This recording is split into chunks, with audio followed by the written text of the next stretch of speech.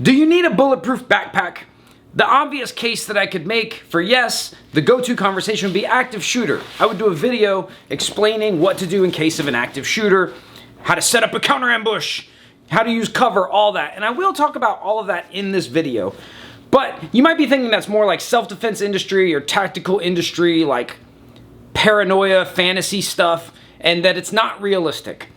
I can also give you a 100% realistic use for a bulletproof backpack that I myself have experienced. It has nothing to do with saving your life, but it might save your marriage. Now, one way this is helping my marriage is because my wife told me that if I buy one more backpack, that she was going to be really upset with me. And she's not off base there. Like, I have too many backpacks. I'm sure somebody can really relate to that, but no, I didn't buy another backpack. Full disclosure, this was sent to me by Leatherback Gear. They are the sponsors of this video, and I'm going to be talking about the features of this backpack, but I'm also going to be talking about, in general, why you would need a bulletproof backpack. What is it really for? From active shooter to how it is actually helping me in my everyday life. One big important feature of this thing is that it's not just a backpack. It is armor. Like fully functioning armor. This thing converts pretty quickly. It has a ballistic panel in the front section, a ballistic panel in the back section, which I should have said, if you're taking issue with me saying bulletproof and I should be saying ballistic, nobody cares. So you have your pockets in the front, you have access to all your goodies, all your stuff that you can use to stage your counter ambush to stop this active shooter. But alas, and it's got a clip here. I keep one side unclipped. And this is how I used to set up my plate carrier and my soft armor. I keep one side set up exactly how I like it. So I could throw it on and go straight to work like this. And I keep the other side, you know, a good bit looser. And you can clip it later as you get ready if you want to. You don't have to. And then you tighten it down. But unless you are also fighting on a trapeze, like that's not as important as getting into the fight quickly, which when we talk about active shooter, that's what we need to do. Now, I taught active shooter classes up to the academy level. I taught at the Criminal Justice Academy to new cadets how to respond to an active shooter. And most agencies now are up to speed on it.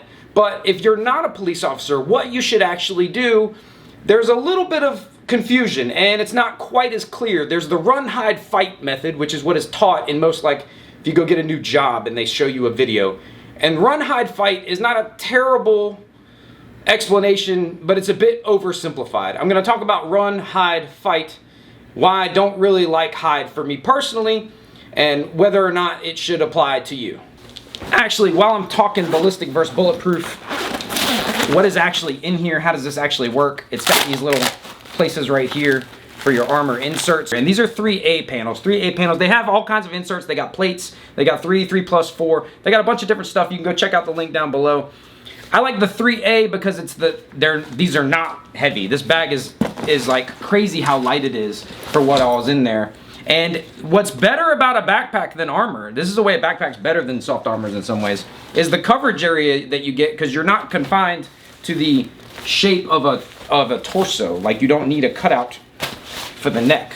Probably won't make a difference, but if it does, it would be a big difference. I've got this, what's called the Sport one. They have a tactical one with molly webbing if you want all that, a civilian one which is a little bigger. This is the Sport one, and it's crazy how inexpensive this thing is, even with the armor. I'll put a link down in the description below, but I like it because it doesn't scream tactical. It's just got pretty basic pockets, just pretty basic backpack pockets, big main compartment. It does have a place where you could put a laptop.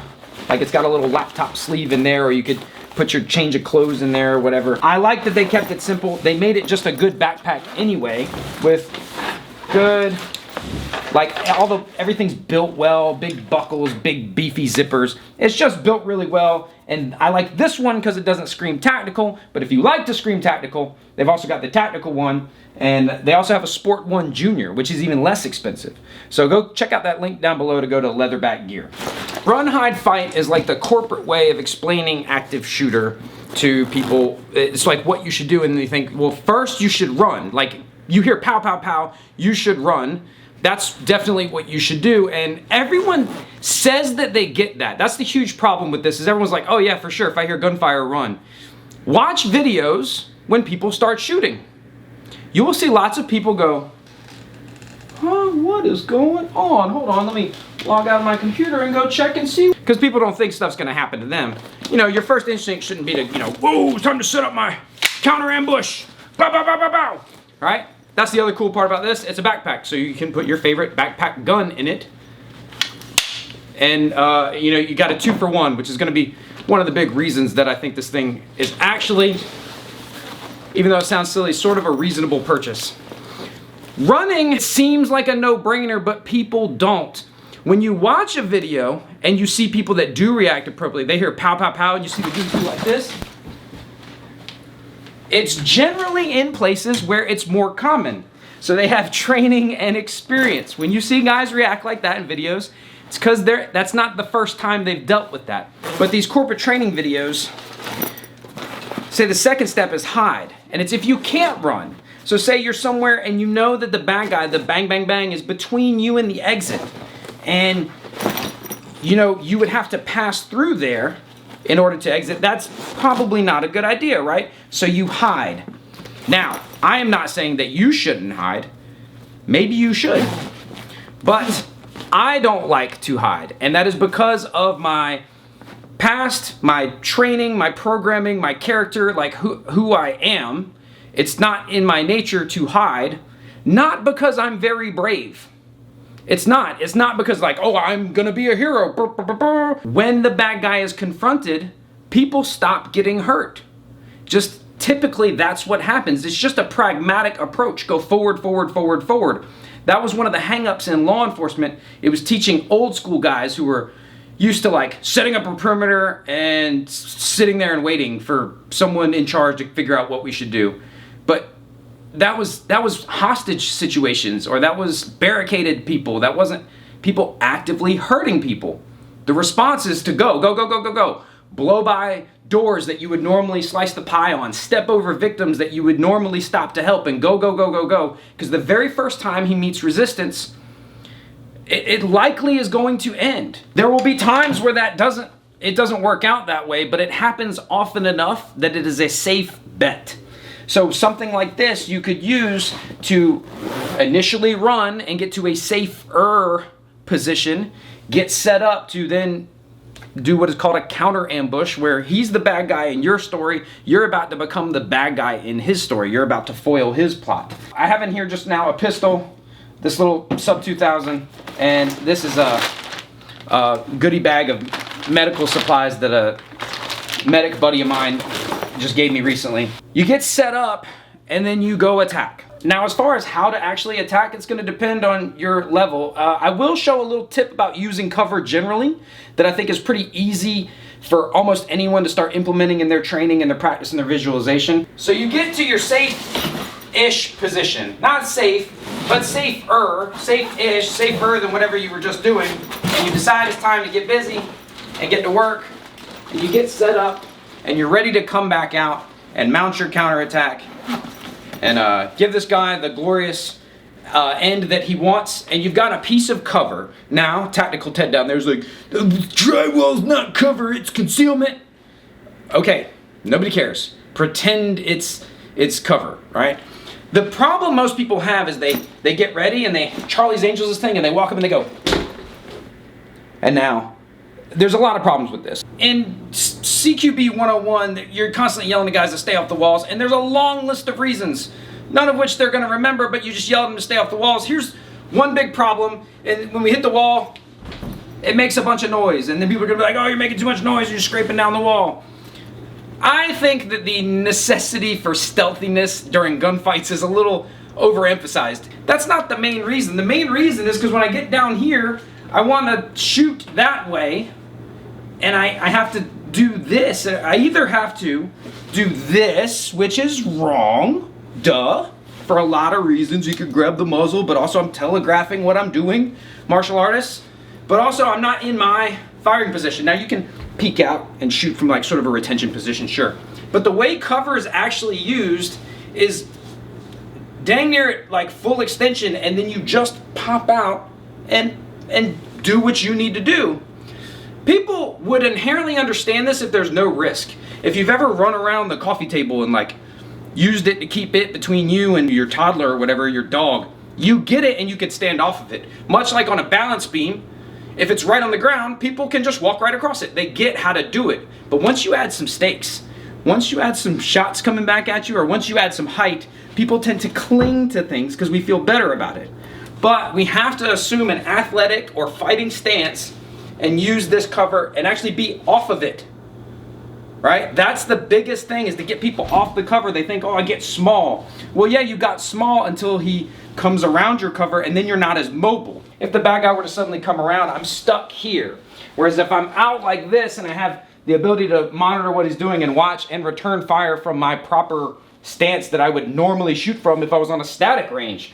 As he comes around, I can move, and I'm still out of cover if he flanks me, but at least I'm in a fighting or firing stance and capable of fighting back, and I'm not caught like this, like, oh no. Another reason you will hear to stay off of the walls, especially in a environment like a church or school or something like that, you want to stay off the wall because if they're concrete, that's where the ricochets are going to be. You might think, well, I don't want to be out in the open. Well, if you're in a hallway to begin with, there's no cover anyway. So you don't want to be where the ricochets are. And if you don't have cover, you just want to be able to get in a good stance and start putting rounds back towards the bad guy, because there is such a thing as cover by return fire. It's important to remember who we're fighting with. We're fighting with a coward. We're talking about a guy who thought it would be easy to pick on defenseless people. Just like everyone has a plan till you get punched in the face, everyone has a plan until you start hearing zip, zip, zip. People tend to stop what they're doing when you start shooting at them. As far as features of this thing, I actually am impressed at the lack of pockets. I like the lack of Velcro. I like the lack of webbing because of the real reason why I think this is great. This thing is great because when I go on vacation with my wife, or I go anywhere with my family, I am one of those dudes that wants to carry a bunch of stuff. I want to carry my whole armor. I want to carry, a rifle. I want to carry a bunch of magazines. It's not because I'm paranoid. It's not because I'm worried about this stuff all the time.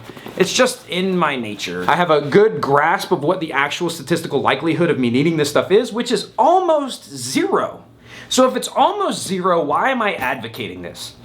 Because I can't go on vacation with my wife without taking all that stuff. But it takes up room in the minivan, and she looks at it and it bothers her, and not in a way where she's like, oh, why do you need that? She's supportive. She's very understanding given what I do, but it's just an unnecessary reminder. Also, I have a bunch of cool stuff in the back of the minivan, so if someone were to peer in, they'd be like, I really want that cool stuff. This one right here just looks like a backpack, and yes, people still steal backpacks, but it's not as obtrusive. It's not as obvious that it's full of weapons and ammo and medical gear. And I want to take that stuff with me. I want to have it to protect myself and my family. And any backpack and armor and all that would do, but this one I can have it all in one thing. And a purpose-built carrier and vest is actually going to have easier access to everything, and it might even be more comfortable and fit better. But I'm not likely to need any of it. So I'd rather have something that is convenient to carry than something that's like perfect, that's difficult to carry or inconvenient. I can put all my vacation kit in this bag and have it ready to go. And I can just put this bag in the van and that's it. So it's less stress for me. I don't have to field questions from my children about what all this stuff is in the back. If we go with other families or other couples on things, I don't have to be that weird tactical guy.